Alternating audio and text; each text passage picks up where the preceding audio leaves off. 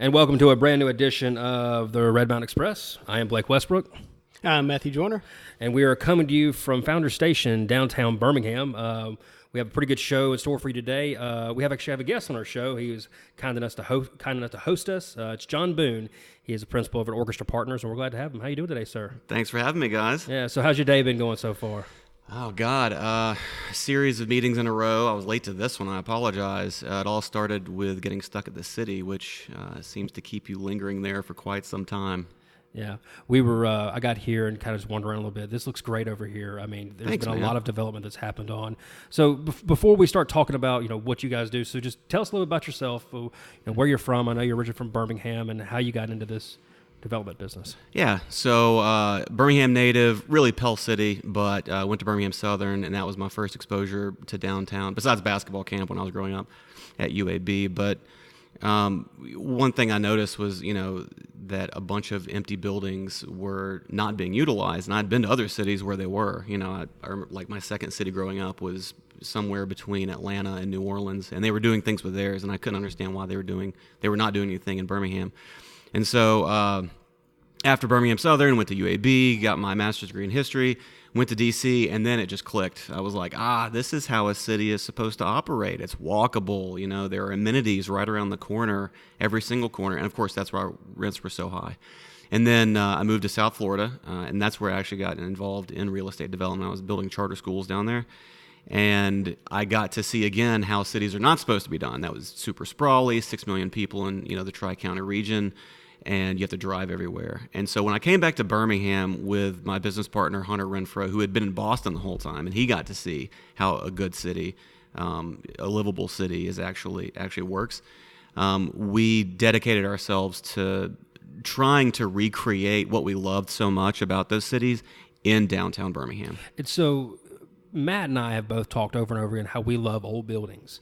I mean, I think it's a shame every time an old building gets torn down that can be used. So that's part of y'all's strategy at Orchestra, it is. Right? Is taking these old buildings and redo them. What kind of challenges do y'all have when you go in and see some of these old buildings and say this could be a great development, but there has to be challenges rather than building a brand new building? There's a ton. I mean, you're constantly thinking about sellable and leasable space, and in an old building, it's already set there for you. You have your walls, and you have to operate within those confines. And then in terms of the financing game, if you want to use, say, historic tax credits, you are, constrained by the rules that they put around how you use that building. And so I guess what has appealed to you and Hunter about Birmingham, to try these kind of projects, to look at old buildings and try to bring new life into them? Is there something specific about Birmingham, or did you just find a good market here? Yeah, we're very lucky to be natives of Birmingham, because Birmingham is one of those cities trapped in time. They had this huge burst of activity between about the 1880s and the 1920s. So in 40 years, Birmingham, most of the solid building stock that we're talking about, all these beautiful buildings, I mean, the average age of the buildings we're actually doing the show in is 1898. I think that's where we got the term Magic City, because they said it was like magic. Bingo. So quick. Yeah, exactly. A little trivia for everybody. Huh? And that's how Miami got it too, but Miami was so much later. Birmingham is actually benefiting from this, old solid brick and a lot of this character. But what happened was, after the post-war period, everybody bailed on the city. White flight, really, it was every sort of flight you can imagine, because the suburbs were so much more popular, and it was new, it was exciting, everything was much more cheaper than living downtown, and so they just left these buildings. But the thing that Birmingham possessed that other large markets did not possess is that nobody actually wanted to move back downtown ever until now. And so Chicago, New York, you name it, any of those big markets, they've been tearing their old buildings down for 50 years to make room for more verticality, because there's more profit there and the land values could justify it. It couldn't justify it in Birmingham. And so the reason I say a city trapped in time is because we have buildings that have been standing here that would normally have been torn down in other cities. And in Birmingham, they're still here for us to use, and other developers who come in here from outside of Birmingham, they'll tell you the same thing. Do you think also Birmingham benefits from having a really tight city center? I mean, when it comes to the downtown area and south side, I mean, it's a pretty close proximity. It's not sprawled out like you see a lot of big cities. Is that part of it? You think that why people want to move back downtown?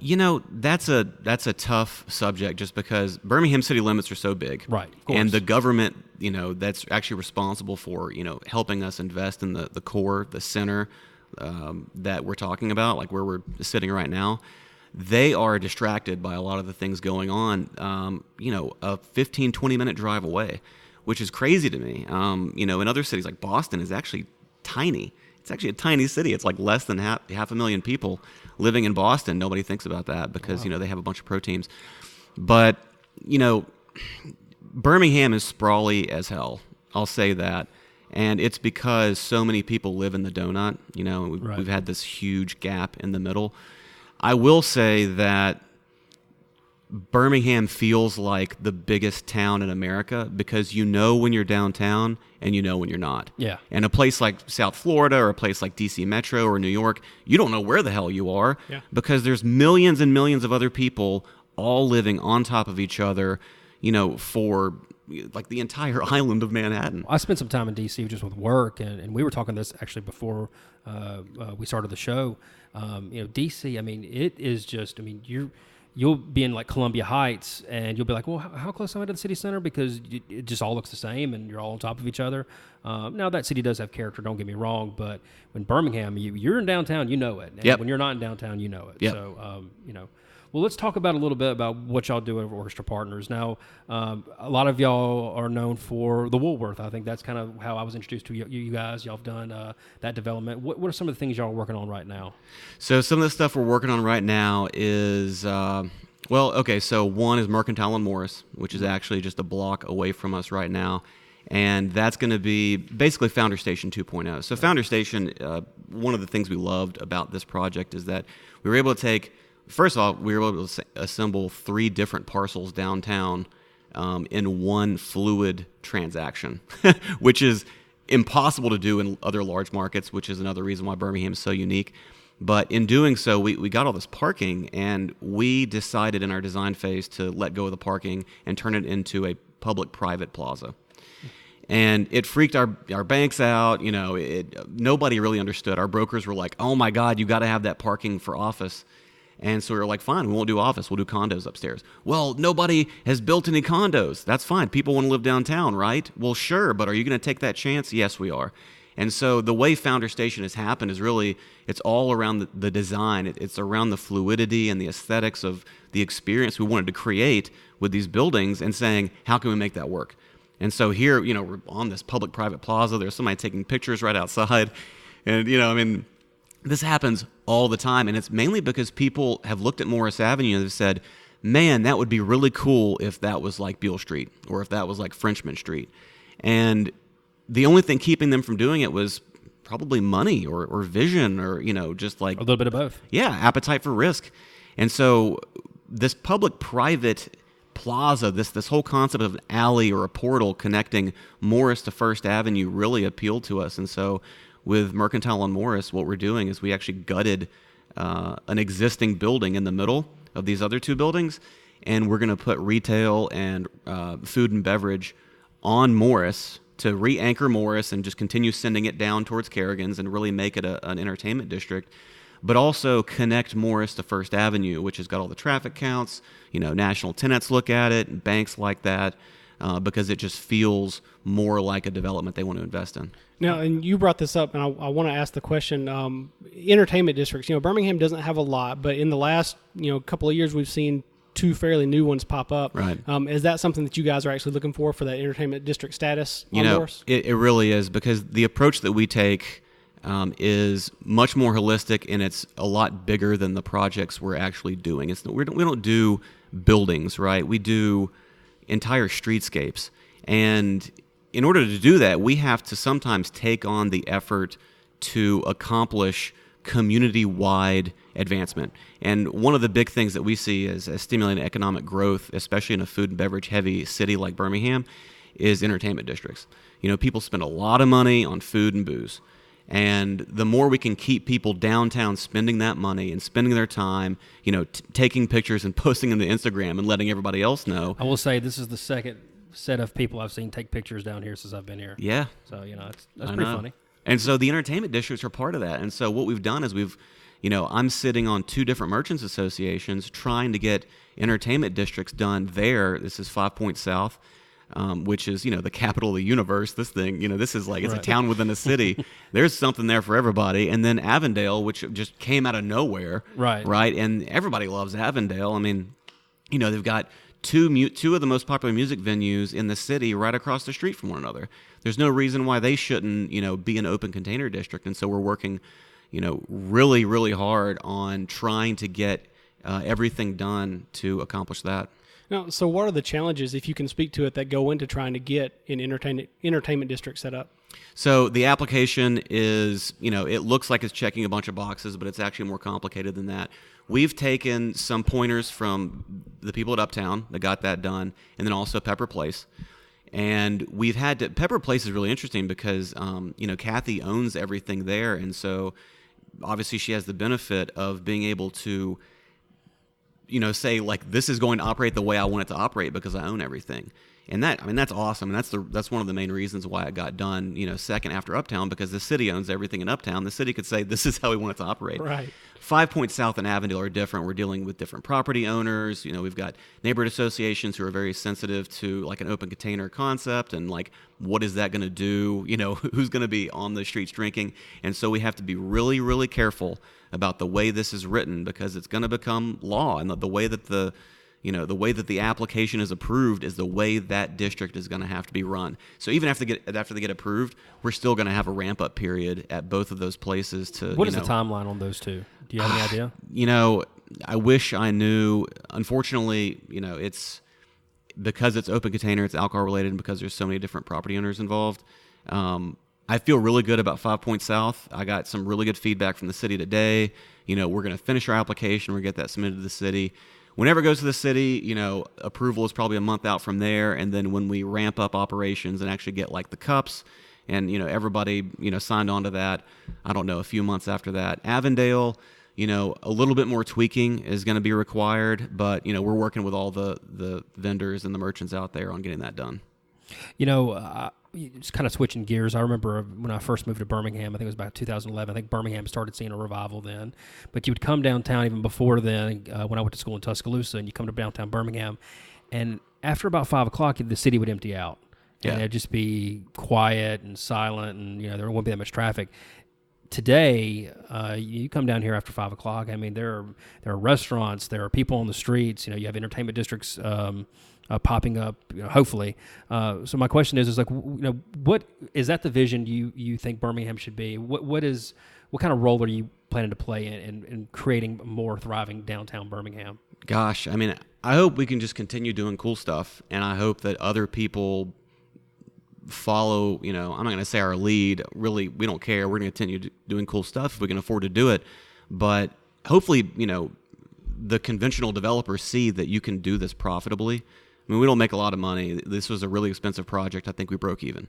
But there is a potential to make a lot of money, right? I think the average time that our condos here at Founder Station were on the market was like 7 days. That's how fast they sold. Wow. Because people want to live downtown. I want them to live downtown. Orchestra Partners, that our whole model is based off of reviving, downtowns all across the Southeast. We're just starting in Birmingham, Alabama. And as long as people want to live here, we're going to continue building, places for them to live. We're going to continue building places for them to eat and drink. So, our hope is that this kind of energy coming downtown continues. We want to see job growth. We want to see people living. That's why we're building condos. It's for purchase. You are a resident of downtown Birmingham because you have a much more vested interest in what goes on in your block area than if you're just renting, because you're out in probably a year or two. Is there any other emerging markets in Birmingham, any other neighborhoods that are ripe for redevelopment that maybe are not at the forefront right now? Probably Parkside. I think a lot of people would say that is at the forefront, but you haven't really seen a lot of stuff going on over there, except maybe like, Liv did the apartment development, but you've heard rumors of Alabama Power, rebooting the steam plant project. You see Denham going up on, that's anchoring the far side. Everything between the steam plant and Denham, that is the next, that's the horizon, honestly. We've talked about that. I think on the last show we've said, you have things happening on one end and then denim happening on the other end, and now you're going to see things start connecting the two. Yeah, you've seen, Grant Brigham and his crew, they announced the hotel and the mixed-use project right there on that old warehouse that's been sitting there. I couldn't believe nobody did anything with it. Is it the macaroni or noodle? No. That's Kathy's. Macaroni's cool, too. That's a little bit further down. But this is the one. It's right across from B&A Warehouse. Okay, yeah, I know exactly what you're talking about. Yeah, that old warehouse. Isn't it amazing? You're like, how in the world? And next thing you know, it'll be something beautiful. Well, in Orchestra, you guys, are working on Printer's Corner. Is that right? Correct. Yeah. Printer's Corner. The core and shell is done, and then the retail at the bottom is still available. But upstairs was one of those weird. We had a small building, and it's just like, how can we be the most creative? And so we just said, you know what? There's a lot of people out there that want to build their own condo. Let's just give them a shell and let them buy the shell and finance it the same way they would a lot in the suburbs where they build their custom home. But you build a custom condo downtown where you have your own private roof. And the roof is actually pretty cool. You're basically buying air rights in the condo association to do whatever you want up there. You can build a pool. You can build whatever you want. Is it sold out? The two corners are sold, and then we've had a ton of interest for the two on the side. There's a big one in the middle that it's the shell alone is bigger than most people's houses. Wow. And so you have to, it's either like a family of 10, the Partridge Family, or it's some it's like a doctor guy who wants to rent it out to students. So what's next on the horizon? What are you guys looking at doing next, if you can say? Yeah, well, I'm responsible for acquisitions again. I got drug into development for a long time because we were so busy. But now that we've staffed up, that's all taken care of. And so I'm back in acquisitions. I'm looking at other markets. I'm looking at other places across the Southeast that look like Birmingham. They feel like Birmingham. They've been neglected, but they have a good stock. They have really good bones, and people want to live downtown. Can you have any ideas what kind of cities or? Yeah, one that really interested me when I went up there was Knoxville. Yeah. They've done a really good job with their downtown. It's really dense. It hasn't gotten too spread out, too sprawly. They have a strong campus, just like Birmingham does. Now they have a river. That helps. Yeah. Our river is made of steel and it separates the city. It cuts it in two. But, there's some advantages to that too because people sit on the top of Kerrigan's and watch trains go by. I like doing that. It's cool. And as long as we can keep CSX from tooting their horns on the way through, then, we should be good. Well, thank you so much for coming on the show today. We really appreciate it. We thank you for bringing us in here and letting us see this great piece of property y'all have. If you can find out more about you guys, it's orchestra-partners.com, correct? Yep, that's us. We've got Facebook, Instagram, and I think a Twitter page. I spend more time on LinkedIn because that's where I feel like I can express my comments without people getting mad at me. You can't do it on Facebook, that's for sure. Yeah. I know, yeah. John, thank you for coming on board. We really do appreciate it. Let's take a break, hear from our sponsor, and we'll be back with the second half of the show.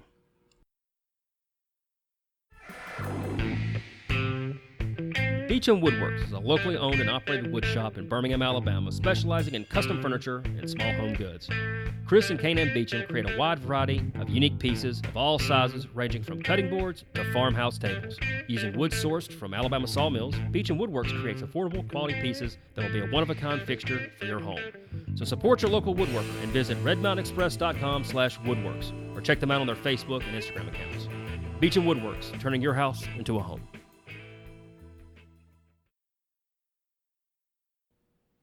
And welcome back to the second half of the Red Mountain Express. That was a good interview. I enjoyed that. Yeah, that was great. No, he some excellent answers. I'm really excited. I mean, when you talk to somebody that's really got their hands on the meat and the potato, or let's just say like you have somebody who knows how the sausage is made.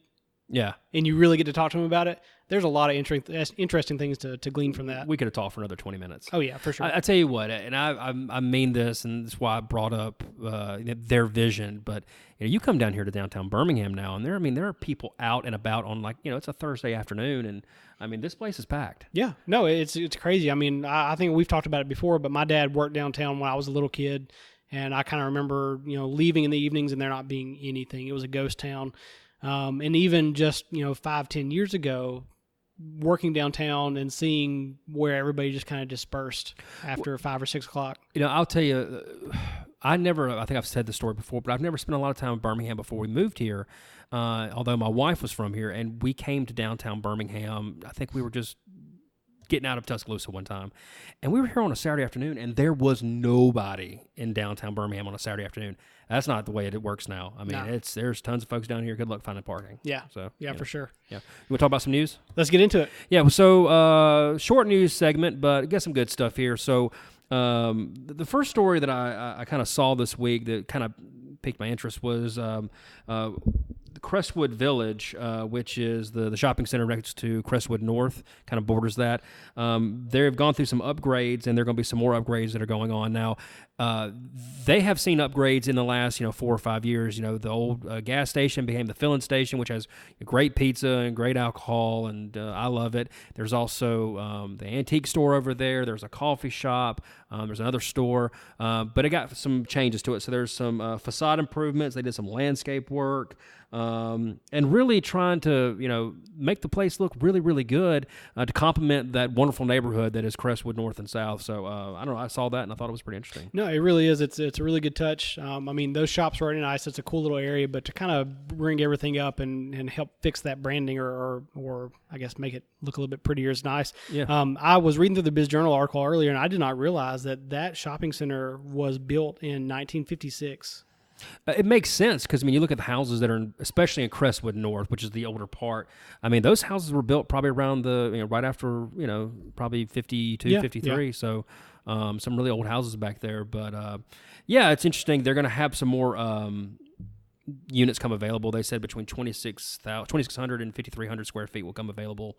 And they want to put a restaurant or some offices there too, which, I think that'd be prime for a restaurant. You have the Crestwood Tavern, I believe, and then you have a filling station. I think another one would go in there. People, some more office space would be cool too, to have some of those residents that live right there maybe have the opportunity to work right there too. That'd be cool. Bring more, I guess, revenue in that way. Yeah. So there's going to be more stuff coming out about this here soon. So when that happens, we will let you know. Yeah, Crestwood. I wish Patrick was here. He could talk about this with more authority. I miss Patrick and JD both. Yeah. Just so you know, Patrick and JD both were doing parenting things tonight. I think Patrick was doing an open house at his son's school. JD is, I think they both had school things. Yeah. So they're off being great dads, and we are not. We also did have to change our schedule a little bit more than usual. So we're actually recording. It's daylight outside. We're recording. Yeah, so which is way weird. unusual. Yeah. So, the second story I saw, which it does my heart good. So, Kulture City, who we had Julia Maha, who's their president and CEO, on what? How long ago was that? I didn't get to take part in the interview. This was during your hiatus. My vanishing. Yeah, your vanishing. Maybe 2 months ago. Yeah. We had Julia Maha on from Kulture City, and they've worked with sports teams and venues and entertainment venues to make them more sensory friendly, especially those who have sensory needs, like people with autism. And they have partnered with the Philadelphia Eagles and the Children's Hospital in Philadelphia to make a sensory room at Lincoln Financial Field, which is where the Eagles play. And I just think this is so cool. They're everywhere now. They're doing this everywhere. I think one time he was talking with the Chicago Bulls. It's here in Birmingham at the airport. You hope that maybe Legacy Arena will do the same thing as well. But this is really, really cool. It is. It's really easy to take for granted stuff that we experience on a day-to-day basis, just walking down the street or working in an office or an airport or a restaurant or whatever. It's easy to take for granted that those things are happening in the background and not really think about it. But for individuals that have these kind of sensory issues or have a hard time dealing with that, these kinds of places, these rooms or these stations, these kits that they have, this can make a huge difference for being able to enjoy those same things or be able to use an airport or what have you. I know it's easy for some people to kind of brush this story off and not think much about it unless you have somebody in your life that this affects. But man, it's so great to see Kulture City, a Birmingham company, doing these things. Yeah, and the cool thing is that Kulture City and the Children's Hospital and the Eagles, they came together and Kulture City provided the certification for this. So what will happen is that Eagles employees and those that work at Lincoln Financial Field, they will undergo training that will show them how to recognize those with sensory needs and how to handle situations where maybe someone has a sensory overload. And then they're also going to do the sensory bags, which we've talked about this before. It has headphones, fidget tools, cue cards, a weighted lap pad, and it also is including that 500 square foot room at the Lincoln Financial Field. So a good story from good folks at Kulture City. I know Julian listens to the podcast, so Julian, you're listening right now. You keep up the good work, and yeah. I'm pretty sure I'll send him a message tonight and let him know that we talked about him on the podcast. Yeah. So I have to have him on again. He was really fun. We should. I'd like to be able to actually be on the show with him. And he had a podcast space too, so which was really awesome. Yeah. It's also worth noting, I think, in this story, I thought it was pretty cool that since August of 2016, that the Eagles have donated nearly $2 million to benefit autism programs at CHOP in the Center for Autism Research. Yeah, and I think that's what one of the things they're doing. I think they really have made a big push on this. So good for the Philadelphia Eagles. So on Sundays, please root for them. They're doing a good job. So our top story tonight, you're going to hate me, aren't you? I don't hate you. So the Alabama Theater, the fine folks at Alabama Theater, released their 2019 holiday film series schedule. Aren't you excited? It's August. This kind of surprised sweating. me. It's 103 degrees outside right now. I got to the office and I made me a cup of coffee and I was kind of, scrolling through social media, and I think I was on Twitter, or was it Twitter, or maybe it was Instagram, and I saw something Christmassy. I was like, what is this? And it was the Alabama Theater, man. So it is one of my favorite things. Don't look at me like that. This is awesome. I'm just sitting here like I literally have sweat on my forehead, and I'm just thinking like Christmas is not anywhere close enough to be talking about. It has been hot as Satan's living room this week, hasn't it? It's been hot, but I mean, you get a little chill of Frosty the Snowman. So anyway, the 2019 PNC presents a 2019 holiday film series at the Alabama Theater. They have a ton of great movies that are going to be scheduled. Can I run through them real quick? Not all of them. You can. There's some repeats. There's some repeats. Yeah. So, White Christmas, that's a favorite. On December 6th, December 7th, you got Polar Express. There's Christmas Vacation, Miracle on 34th Street, Elf, which made our wonderful friend Kanan Beecham cry. It's a Wonderful Life, which makes me cry.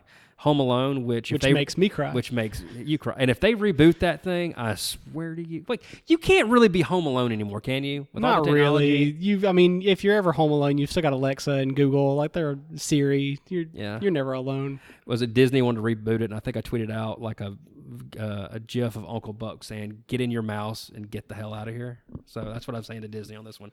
I'm not going through all these, but A Christmas Story. They'll have a cartoon matinee. Let's see. They're going to have a non-Christmas movie called Die Hard. That is a Christmas movie. No, that's not a Die Christmas Hard movie. is a Christmas movie. It's not a Christmas movie. Oh. I think that the guy who wrote I think Bruce Willis said it's not. It's a Christmas movie. Whatever. Don't take that away from me. What? Okay. Yippee-ki-yay. And then one of my wife's favorite Christmas movies is A Miracle on 34th Street. So the 1994 edition. They're doing both 1947 and the 1994 edition. So they're also doing a White Christmas sing-along. Aren't these all sing-alongs? No. I think this is actually like the whole thing they're going to be specific. Doing. You can sing along because they do sing-alongs like before the shows usually, but I think this is going to have every song's going to be like a sing-along. Will you sing White Christmas for us right now? No, nobody wants that. No, I only sing whenever I can turn the volume up so you can't hear me, and I sound good then. But nobody wants me to sing right now. So this is gonna be great. This will be fun. It's always great. Look, yeah. I jest, I joke. You like to poke fun at me. I am not the worst Scrooge on the planet. I just like Christmas to be a little bit closer to Christmas time, but the holiday film series is always excellent, even if I don't get to go every time. It's a great place to take a date, take family, go by yourself. I love this thing, and you get to hear the Wurlitzer. I mean, that's always like the highlight of it for me. We were talking off the air that probably one of our favorite episodes is when we actually interviewed Gary Jones, who actually plays the Wurlitzer at the Alabama Theater, and we're going to try to get him back on. I want to go back there. I mean, there's so many things they've done since we've talked to them, and I think it merits another interview. And, I want to go to the Alabama Theater. Right, yeah. So, I mean, why not? So tickets are available in advance beginning on the 12th, August the 12th, through Ticketmaster at Ticketmaster.com. So you can start getting tickets there. Of course, I do believe these are always on sale through their website. They have a link on the website, and then at the door if they don't sell out. But for the holiday film series usually does sell out pretty early in the November Yeah, I know that It's a Wonderful Life always sells out pretty quickly, and I know I'm going to go to that on Saturday, December 14th. I'm going to go see Christmas Vacation because Christmas Vacation is a show in itself with the audience. Man, like everybody's dressed so up. Like it's. Are you going to dress up? I went as Cousin Eddie for Halloween. That doesn't surprise me. Last year. You didn't have to buy anything extra, did you? You know what? I did have the robe. I did have the loafers. I did have the hat. I had the hat. Of course, you had that. I had the hat. Yeah. And you know what? The crapper's full. So see, I'm Always not going to cuss on the show. So anyway, we'll put links to that on our show notes. But it's almost Christmas, and we'll be putting up the tree here soon. So well, that's it. That's all I got.